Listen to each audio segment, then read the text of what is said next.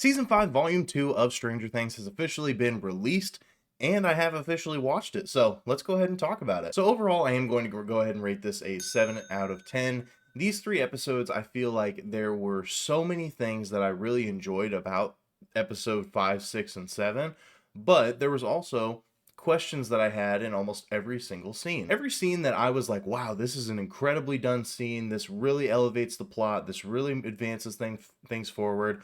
At the same time, I was sitting there thinking, why did this happen? Why did this happen the way that it did?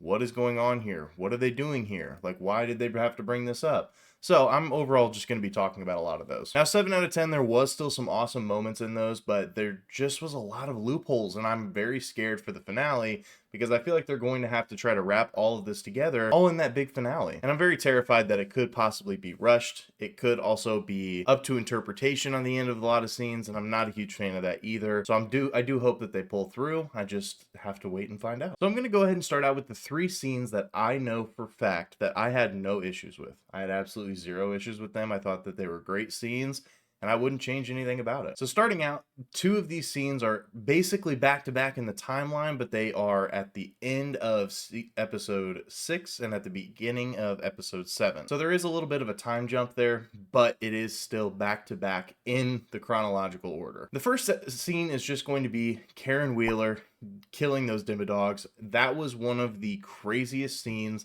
I absolutely love that scene because, you know, Robin and Lucas and even like Max's body at the time, they were all in a very vulnerable spot. They were about to get mauled by these Demodogs.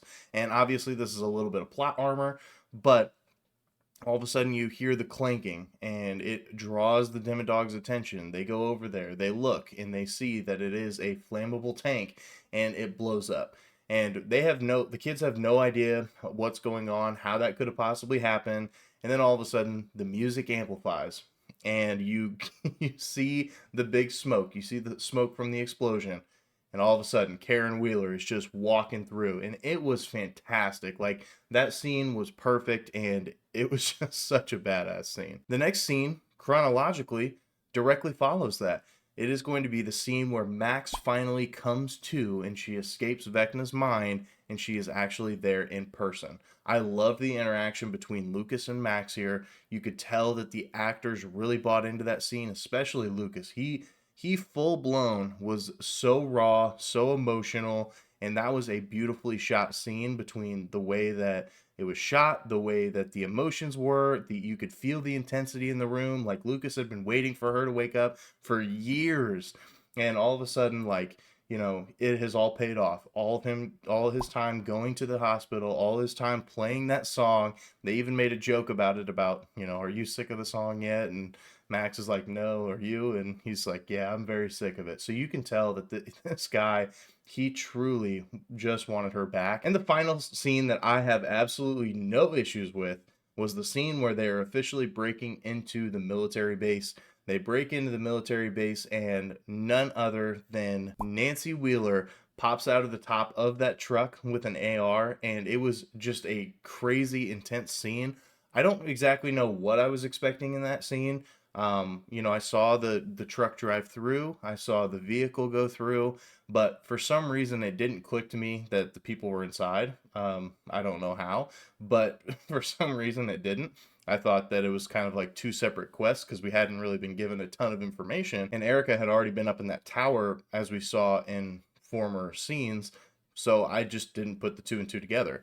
But as they got through the gate of the military base, we saw Nancy Wheeler pop out of the top of it with an AR. It was an incredible scene. It just goes to improve, walk him down Wheeler aura, if you will, that she is just this absolute, you know, badass of a character, and that's not going to change. So now is where we kind of dive into a couple scenes where I love the scenes, but going back on it and actually thinking about the scenes makes me question exactly what it is that's going on in these scenes. So we're going to start out with the most iconic one, the one that everybody and their brother is currently talking about, the one that the Duffer Brothers had to release a statement about, and it is going to be the Jonathan and Nancy breakup scene. Now, when I first watched this scene, I actually thought that it was beautiful. You could tell that they were totally just in a vulnerable situation. They didn't know if they were going to make it out alive in like the melting room or whatever you want to call that room. And they literally just aired out all their dirty laundry, every issue that they had with each other, every way that they felt about each other, the things that they disliked about the relationship that they were currently in. And it was a beautiful, beautiful moment. You could tell that the emotion was still there between the two characters, like, and it also helps that they were together in real life. So I think that that just adds to the pieces of it. Jonathan and Nancy in those scenes, they were emotional. You could tell that they truly loved each other. When Nancy ended up seeing the ring in the cassette tape, I genuinely do believe that those were real tears. You could tell that Nancy does not really cry a lot in the show, but she was shedding tears, and I think that those were 100% real. I think that, that emotion came from more than just what the screenwriting could portray. But with that being said, I'm not gonna lie, and I'm glad that I'm not the only person that was on this side of the fence when it comes to the way that this scene made me feel. I left it very confused because I didn't really know exactly what it was going to portray and what that scene actually meant. For me, when I first officially watched it, I thought that this meant that if they were going to get out alive, that, the unproposal, Jonathan admitted to the fact that he was trying to just basically clean everything up and put a ring on it so that way, hopefully that would fix all the issues. He said, I know that it won't, and that's okay. And so he doesn't want to do that. So I thought the unproposal was just him stating that he wanted to continue this relationship even further. He just wanted to almost like, get a restart on their relationship. That's the way that I took it. It was like an unproposal. Jonathan then goes on to tell her, like, I love you. Nancy says it back, like, I love you. And they hug it out. And so to me, the way that it ended, the only indication that I could have that they were officially broke up was they did throw the ring away. Like, they did throw the ring and it was visible on camera. They zoomed in on it. But I just didn't really feel like that was a breakup scene. I felt like they were still just fine afterwards. And I don't exactly know how I felt about that. I wish that we would have gotten a clear indication, like, yes, I do not think we should be together. I do not want to be with you. Like, I think that we'd be better seeing other people, something along those lines. But I was very confused at the end of this. And I think, truthfully, deep in my heart, if I wouldn't have hopped on social media and saw that the Duffer Brothers had posted, hey, this is actually a breakup scene for Jonathan and Nancy, I don't even know if I would have thought that they were broke up. And I would have just been confused if next episode something happens with Nancy and somebody else. I was just very lost in that scene. It was beautifully executed. I just feel like there's some sort of a writing error if I'm not even 100% sure if they actually broke up or not, and the fact that the Duffer Brothers had to actually post about it. I think that just goes to show that there was a little bit of a writing error there. The next scene that I wanted to go ahead and talk about is another one that's very popularly memed on TikTok. It is popularly memed on Instagram, so I'm not going to spend too much time on it. You guys know what scene it is. It is going to be the scene where Max and Holly are in Vecna's mind, and Max is about to escape to go to her own, and the dialogue ends up happening. Now, this scene overall, I actually liked the scene. I thought that it was pretty well shot. The dialogue wasn't awful in it. I'm just walked away incredibly confused about that scene for the mere fact that she essentially brought Holly along all this time, had Holly help her out all the way until the very end, and then it was almost like, sorry, it doesn't matter anymore. Like, you got to still find your own way. I mean, I feel like that was super crappy. As a viewer, I'm watching that and I'm like, seriously, Max? Like, how are we going to do that to somebody that you have supposedly cared about for the last 2 to 3 weeks in Vecna's mind, and you cared a lot about her, and then all of a sudden, at the very end, send her on a wild goose chase and get her recaptured by Vecna? Like, what are we doing? Like, Holly fully trusted you all the way through, all the way up until the very end. She helped you out in so many different forms, and then all of a sudden you don't mention, on the way there, oh, by the way, you know that necklace that you have on your neck, that's actually going to be the reason that you get out, not me. So just wanted to let you know, in case you see a random sky bubble that shows something from the real world, that's where you're supposed to go. Like, it just seemed super out of place. It seemed like There's no way that we could allow for we could allow for Max to sit there and have Holly tag along for so long and then all of a sudden just leave her in the very same spot where Max wasn't able to get out of for the past 2 years. Like, that seems horrible. I can't believe that that happened. I just really hated that part. My jaw was visibly open because I could not believe that the writing style went that way. Even if they would have just mentioned it at the start of it, that could have been something that would have went way better for me. Now, the last scene that I wanted to go ahead and talk about is the Will coming out scene. I'm not going to lie to you. I thought the dialogue in this scene from Will actually portraying his true feelings about everything was awesome. I actually thought that it was very raw, it was very real, it was very emotional, and the support that he got around him from the people that he actually got the support from, out of this world. It truly was such a touching moment. The connection that he had between him and Robin realizing what it is that he's talking about and being able to tie that connection together, beautiful. Truly, truly beautiful. Now, as I mentioned, there are just some things that I'm like, what are we doing here? There was a point in time where Will had asked Robin, hey, whenever you ended up coming out, how did you do it? Like, who did you talk to? How did you actually get the courage to do it, etc.? And Robin was like, hey, whenever I finally got the courage, I only ended up telling one person. That person was Steve, which was like her, arch nemesis at the time or whatever. But she only ended up telling the one person. And I feel like the message itself would have been in such a more emotional reaction if he would have just told one person.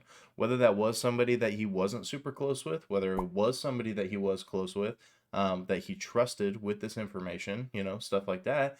I feel like this could have been portrayed so much better. Instead, he is in the process of telling his mom, so maybe that's what they were trying to get at, was that he was just trying to tell his mom first, and then after that, going to the rest of the kids. But it was in a group setting, and I feel like it made it a little bit awkward, especially from Noah Schnapp's character. You could tell that it was a little bit awkward saying that in front of everybody. And I think with the reactions, it kind of showed that. And the final thing that I wanted to touch base on is just my overall thoughts on it. I thought that this show was pretty good. As I mentioned, 7 out of 10. It just didn't wow me. Episode 4 was a incredible episode, probably one of my favorites of the entire show. And to turn around and to have us with something that is not nearly as good as episode 4, that does make me a little upset, but it's nothing really too crazy. Now, the final thing that I wanted to touch base on was just the fact that I feel like we really went nowhere. And I feel like the last 3 episodes that we ended up watching didn't expedite the plot at all. I feel like we were still in the same spot as we were at the end of episode 4. Will had gotten his powers.